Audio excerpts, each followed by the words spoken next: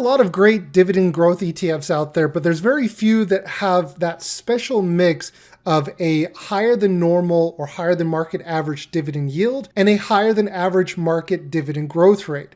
In today's video, I want to take a look at an ETF that I've had on my radar for a while, but I never really did a deep dive. And I thought, you know what, let's take a look at this. And, I wanted to share my thoughts on the ETF FDVV. And so we're going to take a look at an article here on Seeking Alpha from the Gaming Dividend, interesting name. And the article is titled FDVV, a strategic blend between growth and income. Something that you'll notice when you're looking at dividend ETFs, you're either going to have a low yield, high dividend growth, or a high yield, low dividend growth. And there's not a lot of ETFs out there that have a good balance, a good blend of both of them.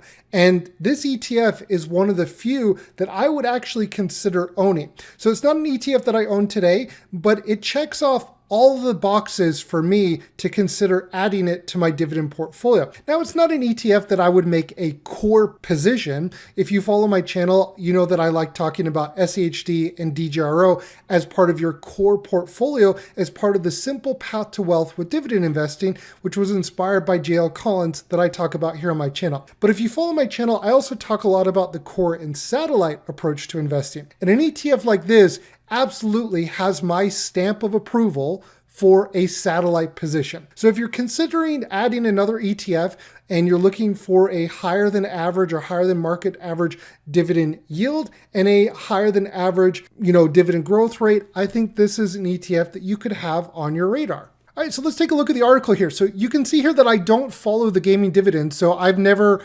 read his articles in the past. He's not really somebody that I've followed, but the article that he wrote here is pretty good. And let's take a look at it. So he starts off the article here with the summary that Fidelity's high dividend ETF strikes a balance between income and price growth or price appreciation. This makes the fund versatile and can be utilized by investors both young and old. FDVV has outperformed many peer dividend ETFs since its inception, offering a modest 3% dividend yield, but strong total returns. The holdings maintain a majority of focus on tech companies, unlike most of the dividend ETF peers out there. There may be some concentration risks that could cause FDVV to be more negatively impacted to a drop in the tech sector. So he starts off the article here saying that ETFs are a great tool that can make the investing journey manageable and reduce the stress of market volatility. When it comes to dividend ETFs, they can provide a diverse exposure across all sectors, but they typically come with some trade-offs that are less than favorable. For instance, there are a ton of popular dividend-focused ETFs out there that are so focused on providing dividends that they fail to capture any meaningful price growth. Fidelity's high dividend ETF FDVV managed to strike a well-crafted balance that I believe to be perfect for those investors with a long runway ahead of them, such as the younger investors that may not necessarily need to use the income produced from the ETF quite yet. So what he's talking about here, the runway, the long runway,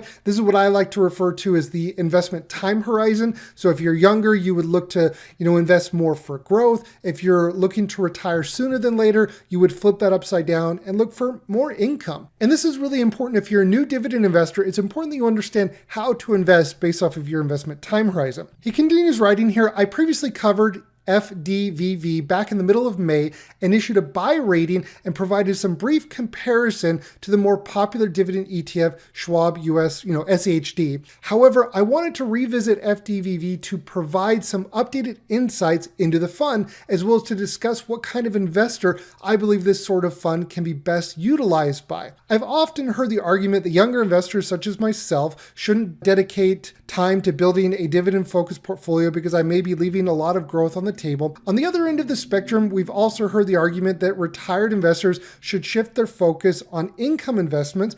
However, FDVV still manages to capture growth because of its strategically crafted portfolio of underlying assets and can provide a blended approach for both young and older investors.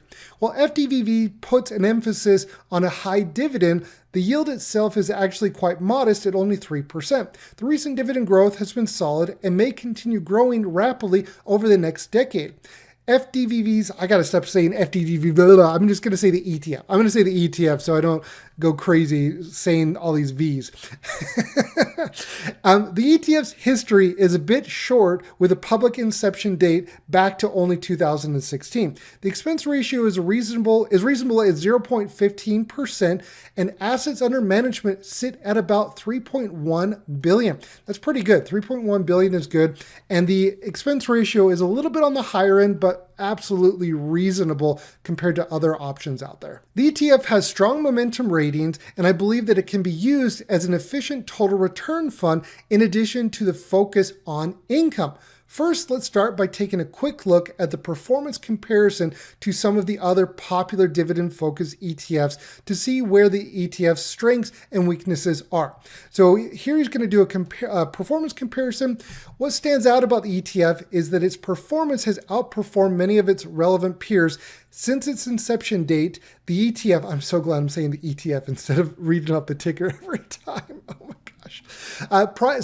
Since inception, the ETF's price has appreciated by over 91%. We can see that this outperforms many notable peer dividend ETFs, such as the Vanguard VYM, the Schwab SHD, and the iShares Core Dividend ETF HDV, and the Spider S&P 500 High Dividend ETF SPYD. While each of these funds has their own portfolio strategy and holdings makeup, I tend to favor this ETF more because of the fact that it allows such a higher level of price appreciation to be experienced.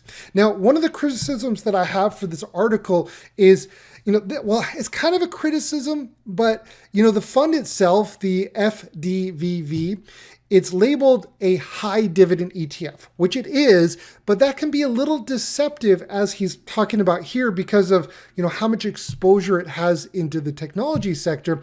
I think it would have been prudent for him to add more of a dividend growth ETF, for example, DJRO or VIG, as just a kind of an apples to apple comparison, because these ETFs, though they're all labeled high, it's not quite really an apples to apples. So I would have liked to see, a little bit of a higher dividend appreciation ETF in here as a comparison. And in fact, here in a moment, I'm going to do my own comparison and show you just to make a point. This ETF has the highest price appreciation next to SHD. They're both very close since its inception of 2017, I believe is what he said here. Not to mention the returns above don't even include the distributions received, so the dividends. Despite the yield being on the lower end of the spectrum compared to these peers, this ETF outpaces the bunch in total returns. For reference, this ETF's dividend yield sits at a modest 3%. Here are the dividend yields for the peer group. So what he's showing here is all of these ETFs have about a higher dividend yield than the ETF that we're reviewing here in FDVV. And he compares a few of them here. And so let's see here. So however, the outperformance of this ETF does come at a slightly higher cost than the peers. This ETF has an expense ratio of 0.15% in comparison to the following corresponding expense ratios. However, I believe the difference is worth the trade-off. So the examples here, he's got DVY, which is here at 0.38, VYM at 0.6, HDV at 0.08, SHD at 0.06, and SPYD at 0.07%. Here, let me show you this really quick, what I was talking about in terms of like the apples to apples. All of those funds are classified more so as high dividend ETFs. And, he's kind of making the point that this is kind of a hybrid of high income and high dividend growth. If you compare what he just compared since the beginning of 2017, you'll see here that SHD has underperformed FDVV, the ETF that we're discussing here. But this ETF has actually underperformed VIG and DJRO since the beginning of 2017. So I think if you would have added one of these dividend growth ETFs like VIG or DJRO, I think it would have painted a better picture, an overall picture. But just a small little nitpicky from my end, but it's kind of interesting to see. I was curious when I was reading this, I was like, well, how does this compare to more of the traditional dividend growth ETFs? It's performed very comparable to these others. So just an interesting fact there. All right, coming back to the article here. So the portfolio strategy, a lot of the outperformance of the ETF can be attributed to the fact that the underlying assets that make up this ETF are unique. With dividend ETFs, there's a common theme that the technology sector gets disregarded in exchange for cash flow stable sectors such as utilities, energy, and consumer staples. He is spot on. Very, very, very true. This doesn't really come as a surprise. However, since most technology companies aren't exactly known for their consistent dividend track record, the high-flying tech companies usually opt to reinvest their earnings back into the growth of their own businesses rather than distribute the excess out to shareholders as a dividend. They also do a ton of share buybacks. The dividend ETFs typically focus on those other sectors because they operate in areas that have predictable levels of cash flow and usually offer essential services. For instance, utility companies offer essential services such as water or electricity. These are things that most people will continue to pay for no matter what the economic conditions look like. The same ideology can be applied to consumer-facing companies like Procter & Gamble that supplies a range of essential products in segments that like healthcare, personal hygiene, and family care. As a result of the focus on this sort of industry, dividend ETFs can miss out on a lot of price upside from the more growthier tech-based companies. An example of this would be looking at the holdings of HDV, where the leading exposure is made up of energy and consumer defensive companies. As a result, HDV's tech exposure only represents or accounts 3.3% of the fund. This is exactly why this ETF stands out. This ETF's portfolio is comprised of a majority of 26.5% exposure to information technology-based companies.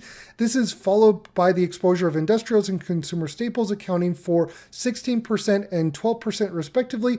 As a result, this ETF provides a unique blend of growth and stable income players. Looking at the most recent fact sheet reveals that the top holdings is currently NVIDIA, making up 6% of the fund. This is followed by two more tech giants, Microsoft and Apple. This is what's so unique and interesting about this ETF. You got NVIDIA, Microsoft, Apple, and then you got Procter & Gamble, ExxonMobil, like night and day in terms of their sector, the reasoning behind why you would hold this company. So it is very, very unique to say the least. Thrown into the mix, we also have some consistent dividend payers that may not capture much price growth, but have steadily increased their distribution year after year for a long period of time. This consists of companies like Philip Morris, PepsiCo, and Chevron, which have all reached dividend aristocrat status by increasing payouts for over 25 consecutive years. The fund has a total of 106 different holdings.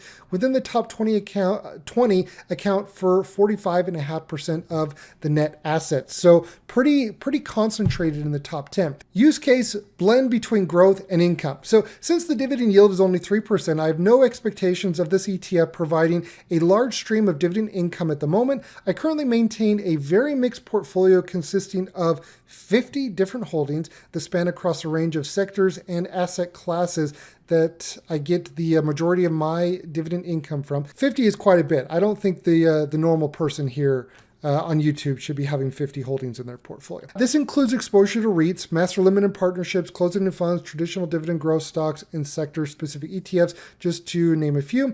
This ETF, that's his portfolio. This ETF fits perfectly into this mix by maintaining the focus on dividends, but also providing a level of capital appreciation that can help my portfolio capitalize on green days in the market. I am sure that some of you income investors can relate to the feeling of missing out on huge green days in the market. This blended approach between income and growth can be a bit difficult to manage at times, but I believe this ETF can simplify this process. I suggest using this ETF as a dump fund within your portfolio. When I say dump fund, I'm referring to a core position in your portfolio that you can add to when there are no other good opportunities present at the moment or the markets are undergoing times of uncertainty. So a core position, absolutely.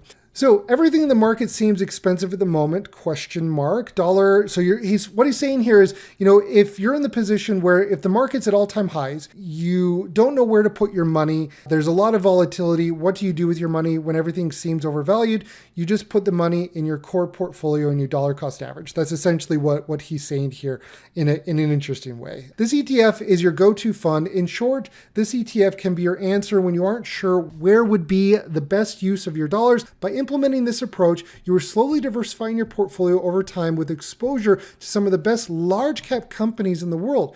You would also be accumulating a position in one of the best performing dividend ETFs out there at the moment. This strategy effectively plays on the concept of time in the market beats trying to time the market. I really like that. This approach can be extremely valuable if you're a younger investor with a longer runway ahead of you. I am not inherently against younger investors focusing on income investments, but I do believe that we should all capture some price appreciation as well. Time and time again, I've witnessed younger investors make the mistake of prioritizing income investments when their psyche still craves a growing portfolio value. With consistent investments like this ETF, you can effectively have both.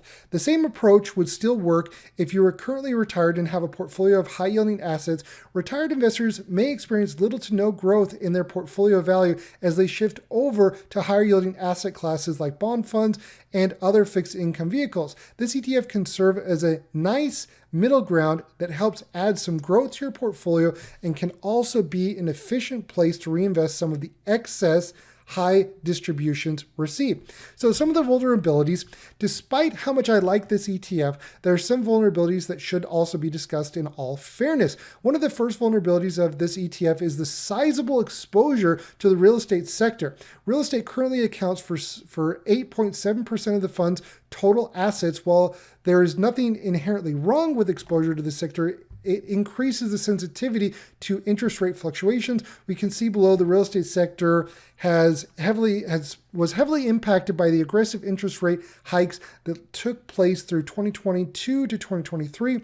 As interest rates rose, it became more difficult for REITs to access affordable debt that could fuel different growth initiatives such as acquisitions, research and development, or construction of new units. So the 9% exposure to REITs is a little bit higher. If you just look at the S&P 500, you're getting just around 2%. So this is like 4 times the exposure on a relative basis when comparing it to the S&P 500. So relatively, it is higher, but less than 10%.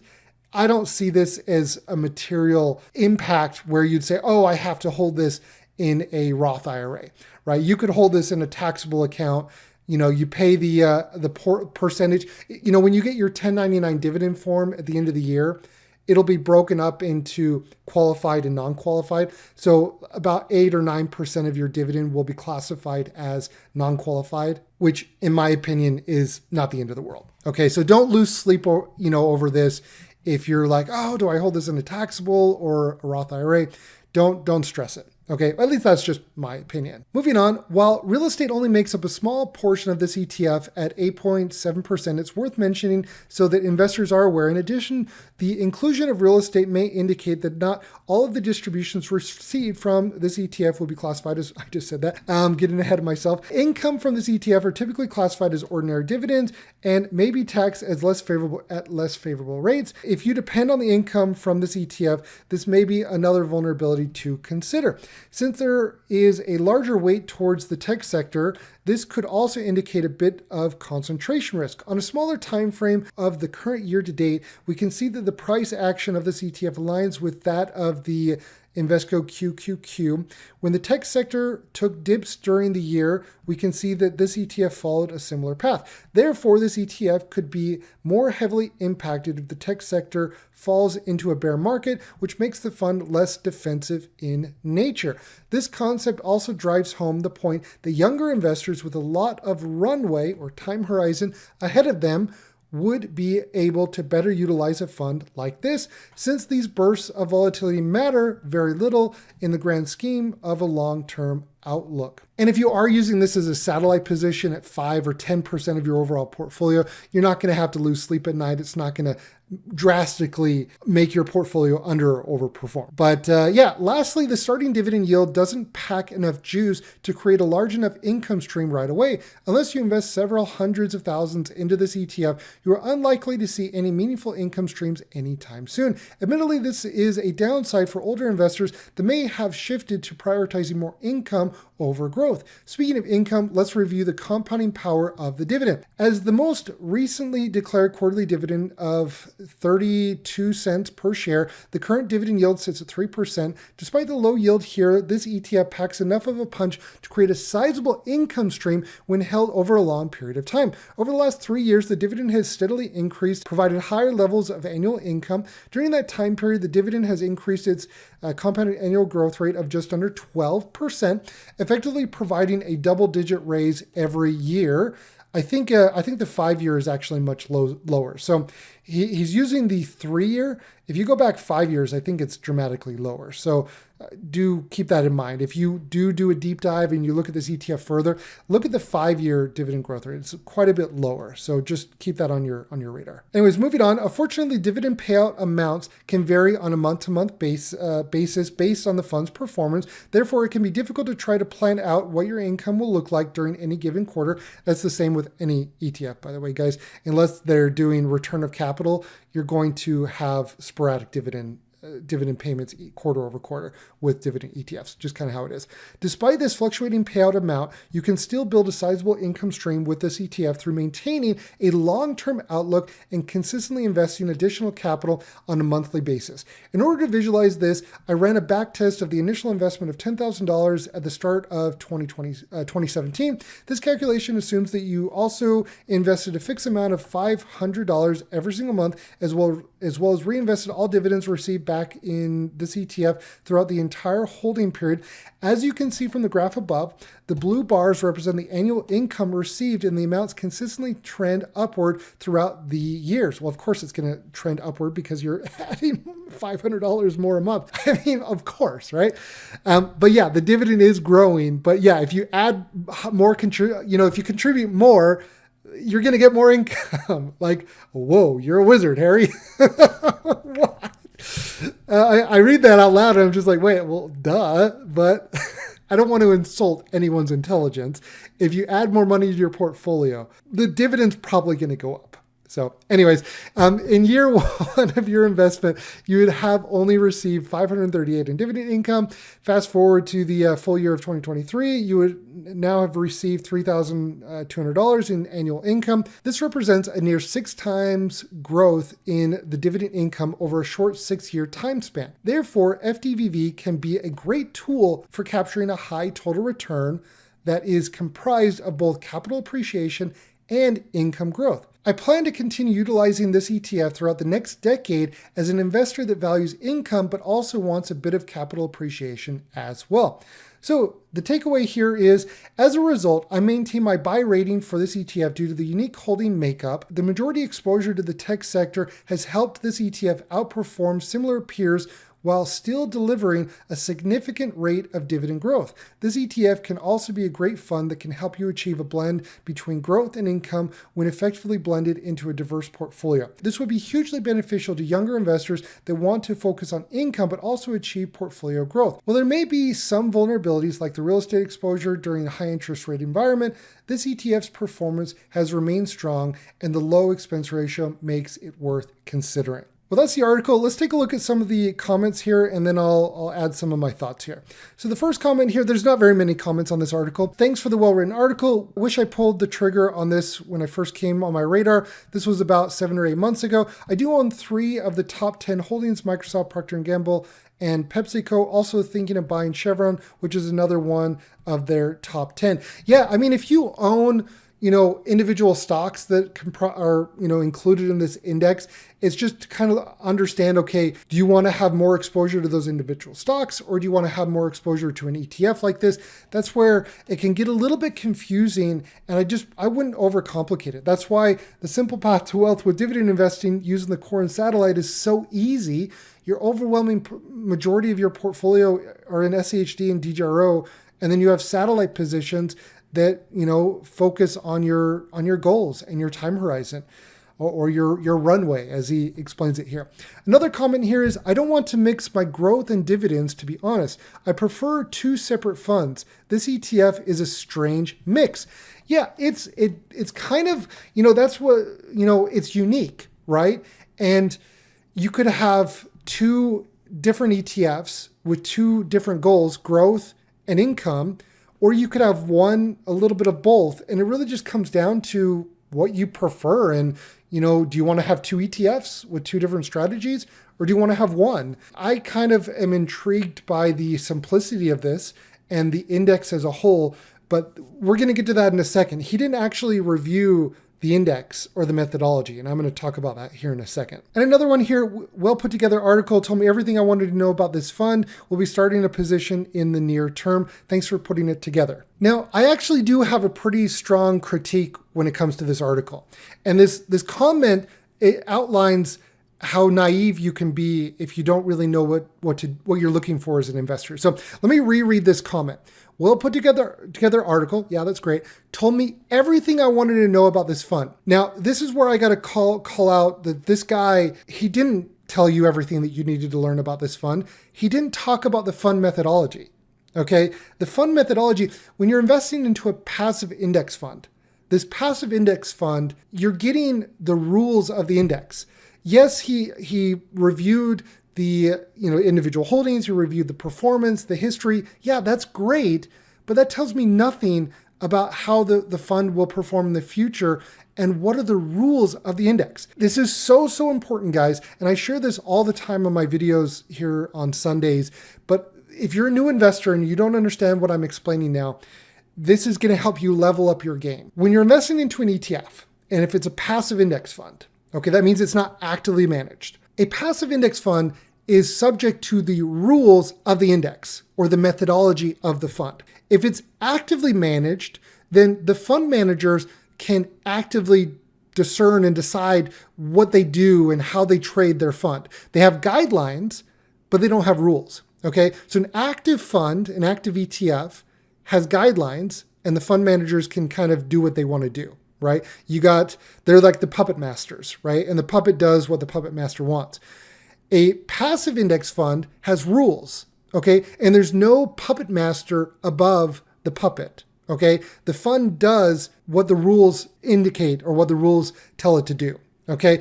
And so the critique that I have with this article is he doesn't explain what the rules of this index are, okay? And that's so important. That's like it's even more important than the history. Looking at the chart of what the history of the fund has been, like that doesn't matter nearly as much as how is this fund designed to work? Okay. And I'm going to show you how it's designed to work. One way that you can find this out is you can go and you can Google the ticker and you can pull up the fact sheet, right? And you can see the strategy of the fund. Every ETF, the fact sheets are a little bit different. It can be a little bit funky and not explain all of the information. You can go read the prospectus. You can read the additional fund literature.